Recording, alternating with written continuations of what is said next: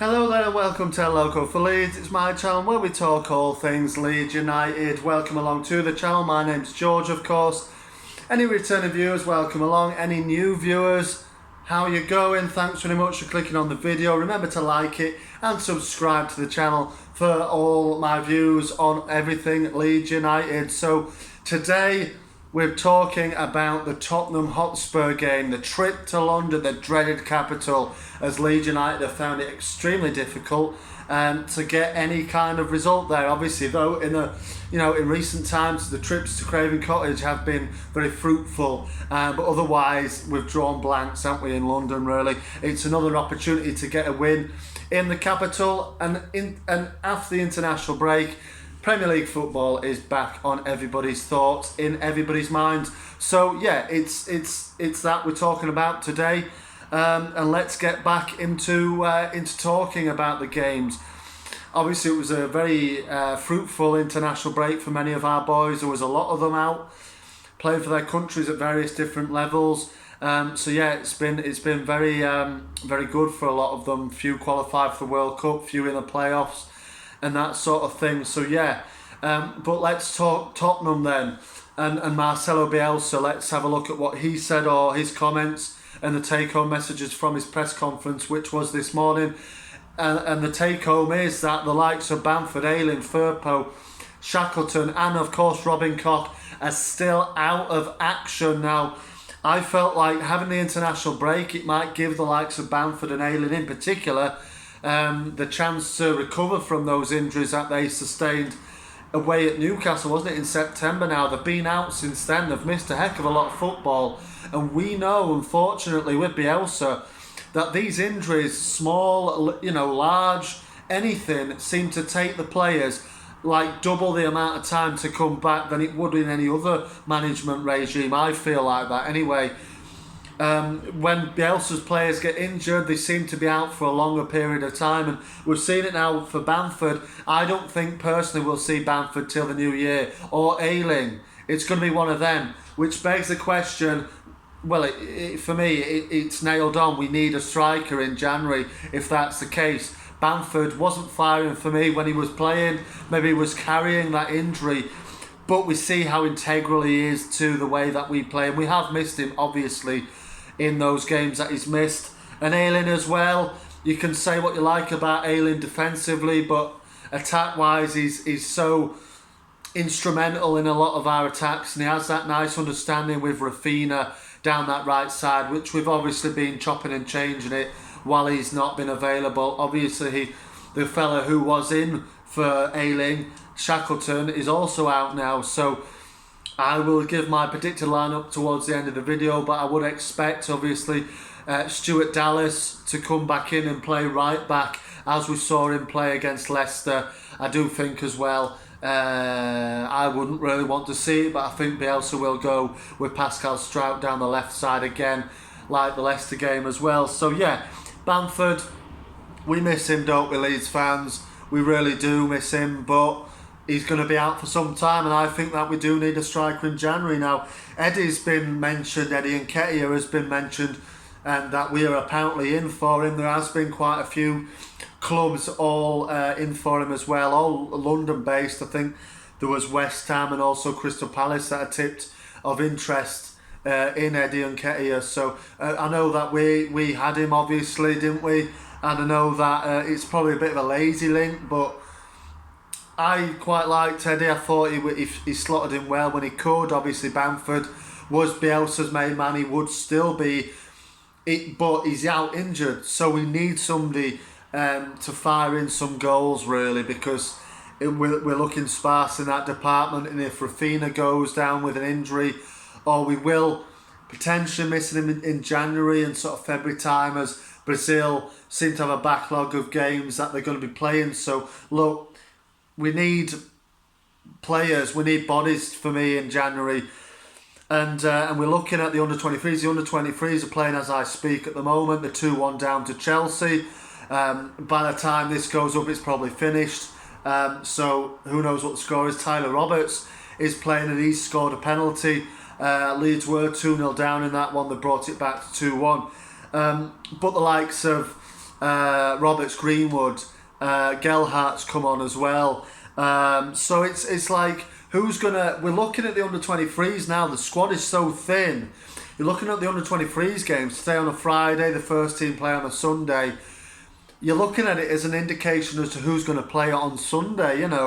Obviously it's not much, because I'd expect Roberts and probably Gelhart to at least be on the bench on Sunday. But yeah, we're looking at the under-23s and we're sort of thinking, well, he's not playing, he's probably playing on Sunday then. It's got to that stage. The squad's so thin and we need backup, we need bodies. And yeah, with Bamford and Ayling and those two lads in particular out, it's very frustrating.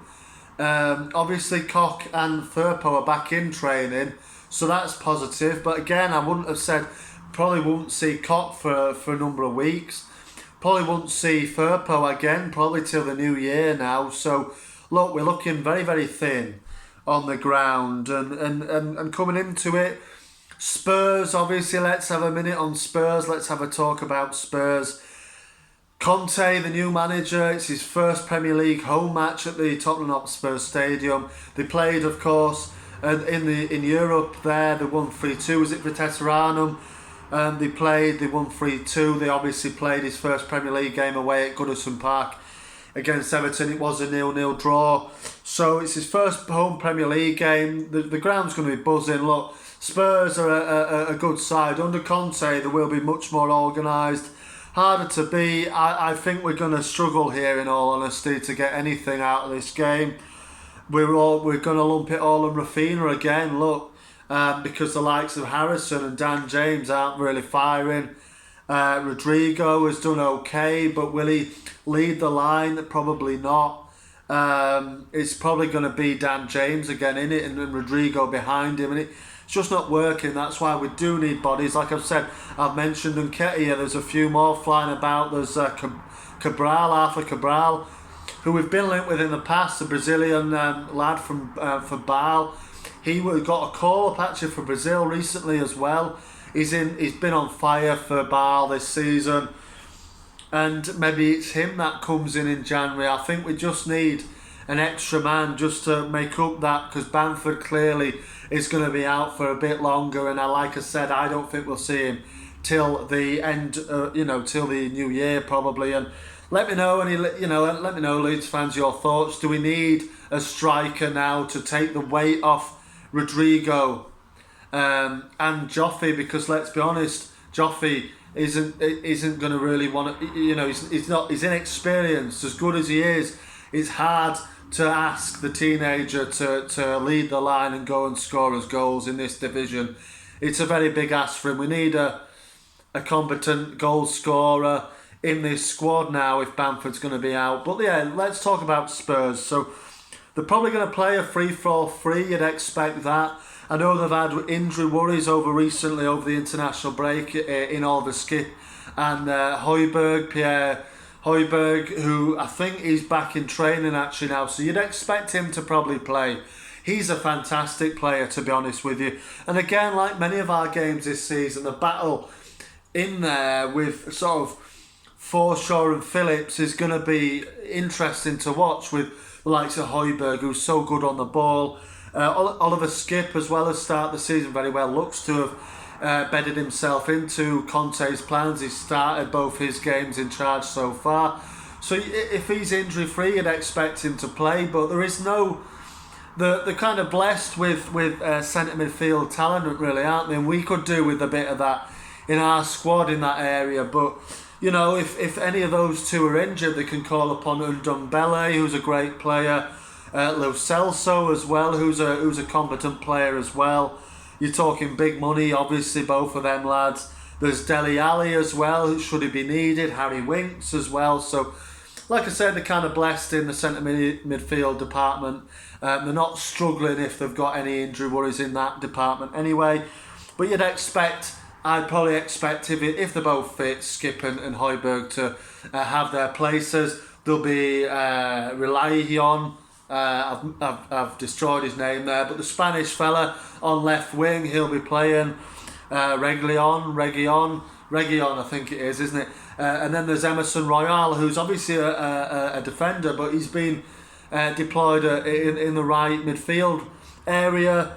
Again, they've got talent on there. If he wants to go with Bergwijn, who had a scoring impact for Holland in their last game and fired them to the World Cup, didn't he really, with that goal?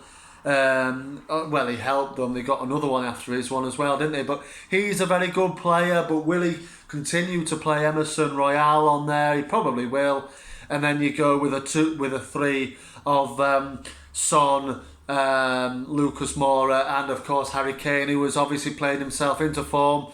There's no like being out of form. There's no like a team you coming up against like San Marino and also Albania. No disrespect to those countries, but they're not the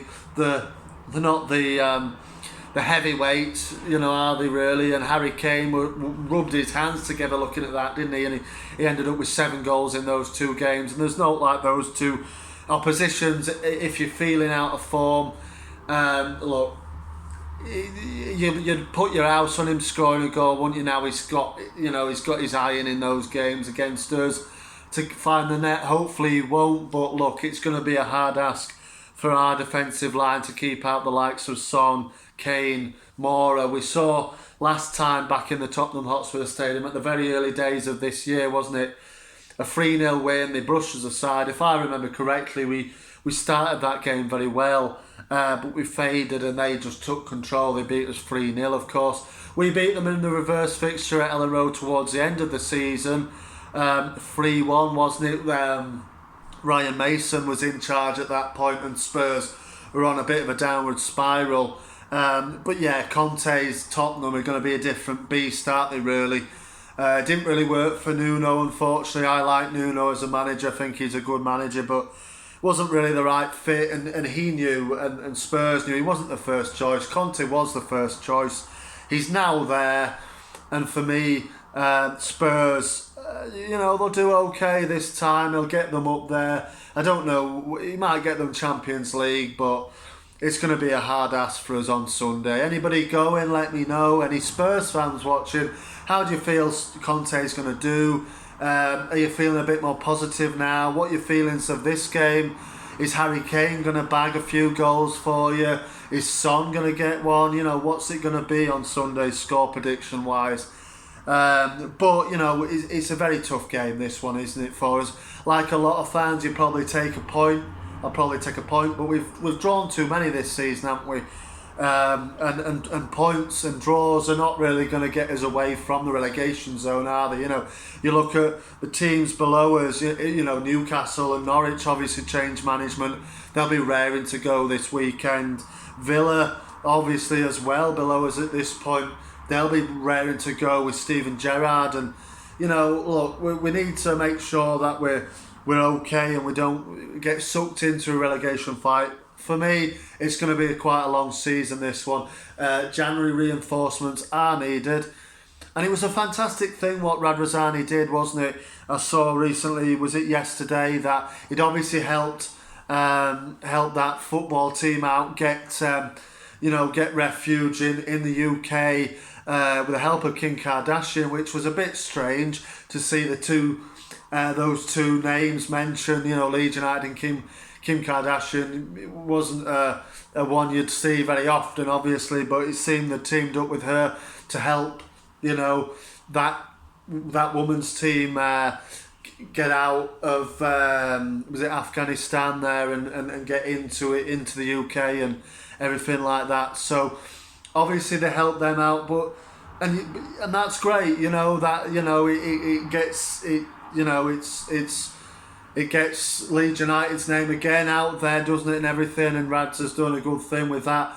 But, you're thinking, we've got a football team here, we're in bad need of some kind of investment in the summer in terms of playing staff. Is he focused on that? Is his team focused? I know they're out in America, they've been out to see the 49ers, haven't they, in San Francisco.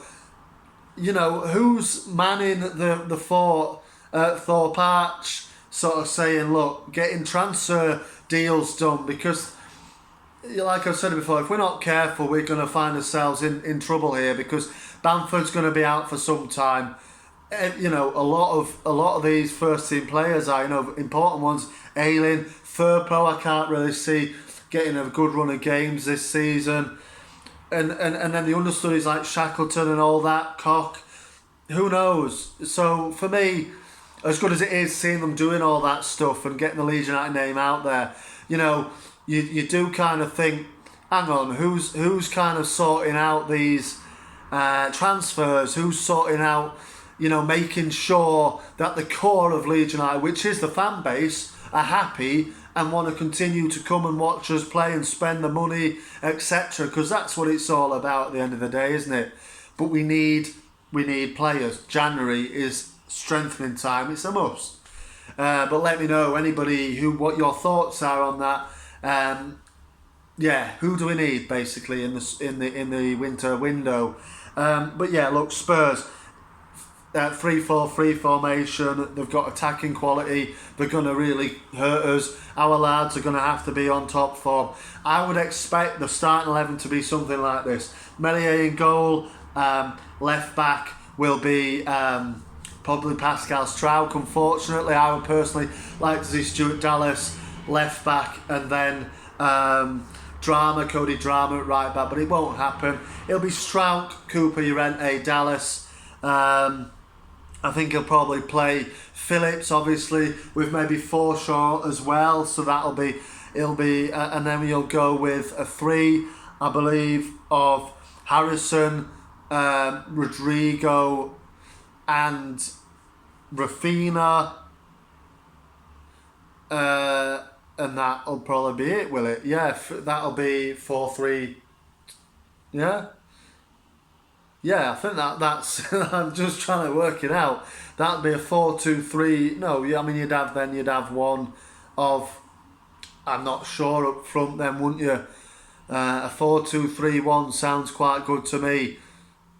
So, yeah, I believe you'd probably go Adam Forshaw, Phillips in the middle. You'd probably go Harrison, Rafinha, and probably Rodrigo, and then Dan James up front. Sorry, I'd lost my track of who was playing where then for a second, but I'd expect to see something a bit like that really from Leeds on Sunday. Whether it'll be enough to stop Tottenham, who have had the best of it really so far in the record against Leeds, won 6 of the last 10.